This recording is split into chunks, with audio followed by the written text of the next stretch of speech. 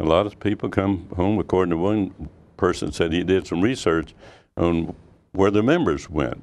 He said they spend all the time in the house now rather than out and about and going to a meeting and so forth. At one time, see, and when the chamber, we started the chamber, it really filled a void for a lot of the other clubs that met for business. Like Kiwanis, there was a rule that we only could have one banker, one real estate person, and so on and on. And you brought a balanced group of people, and of course we disobeyed the rules a lot. We had two bankers. Yeah, but now those groups don't even exist. They're gone. And if you want want to do for fun? Well, you talk about volunteerism, and I think with that question. Terry, you do Meals on Wheels, yes. You and your husband. Yes. In fact, my husband is, he and a gentleman named Jim Lenish are the co-chairman for Bowie, and it used to be one route. Yeah. But as Bowie grew, so did the need for Meals on Wheels, and we now have a Route 6 for South Bowie and a Route 5 Is that right? for this end of Old Bowie. Yeah, because you simply cannot. Good. You simply cannot get around to that many houses, and you deliver 2 meals, lunch and dinner. Are you able to fund this? Well, yes. I'm not quite exactly sure how they do it, but it is funded.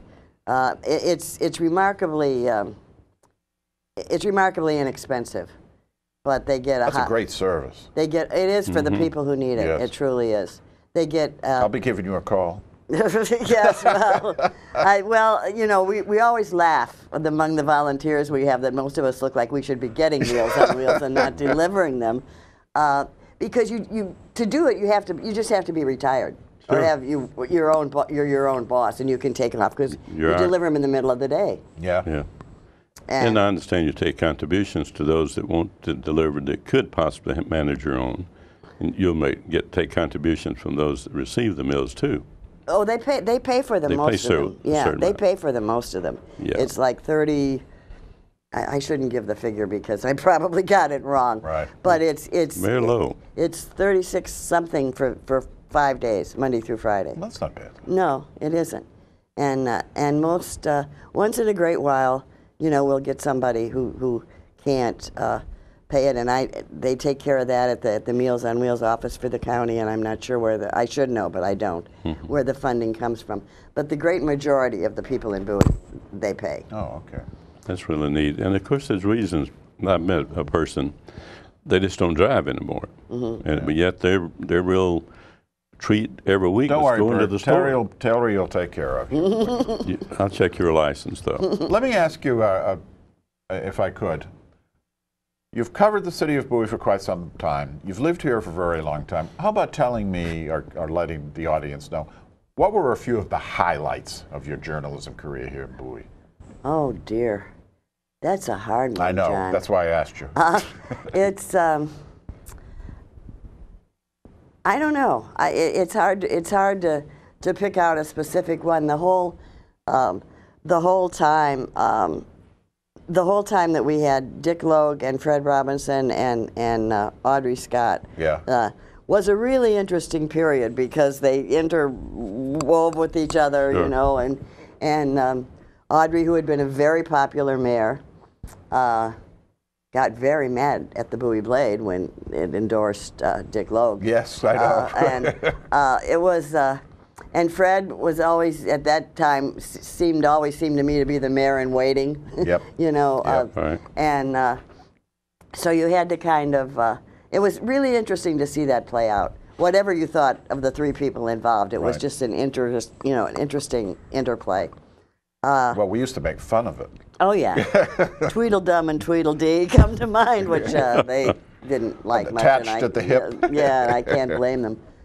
But there were, there were interesting people. I always liked giving it to Jack Jenkins, who would always say, well, I'm on the frugal side of this question, and I'm sitting in the back.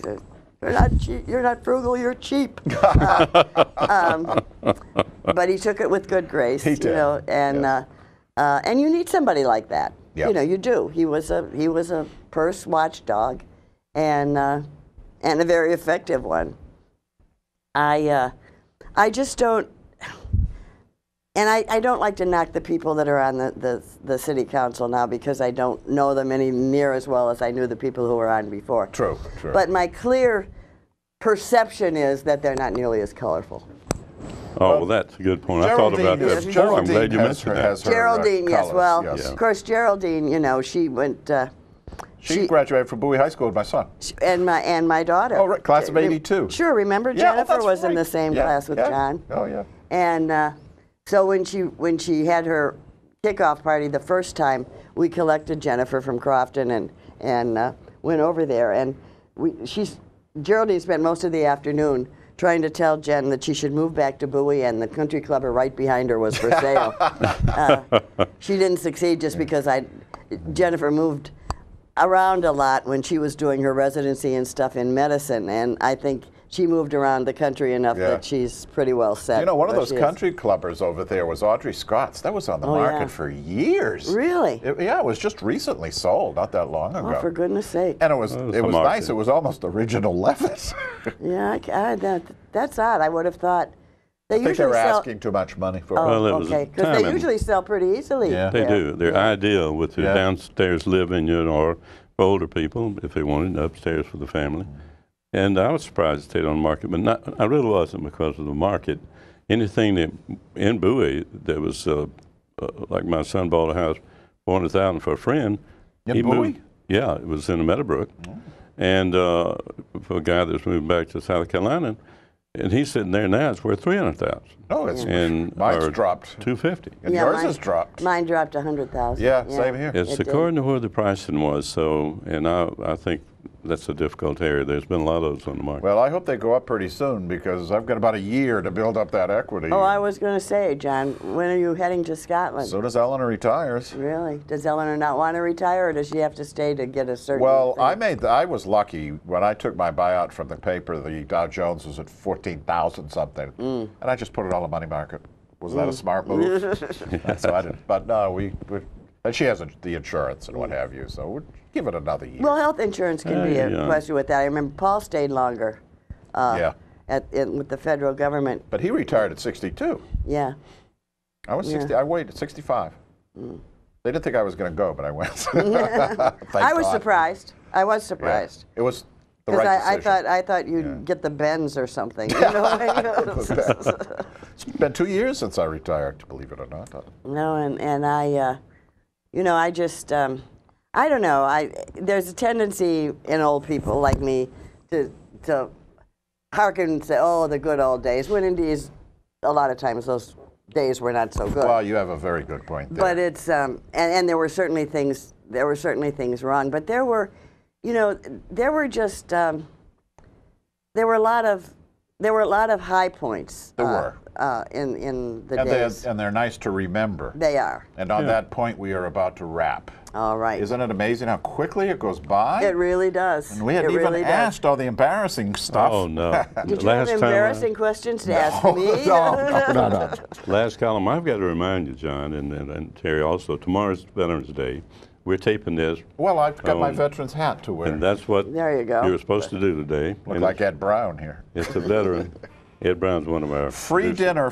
dinner for veterans down at Applebee's, I'm told. Really? Yeah, but we have we're going to start getting Jim jumping out the window in a minute. Thanks. It was great seeing you again. Well, thank you. And having a nice chat. It was when we stopped to talk to Denise Mahoney in the city manager's office before we came here.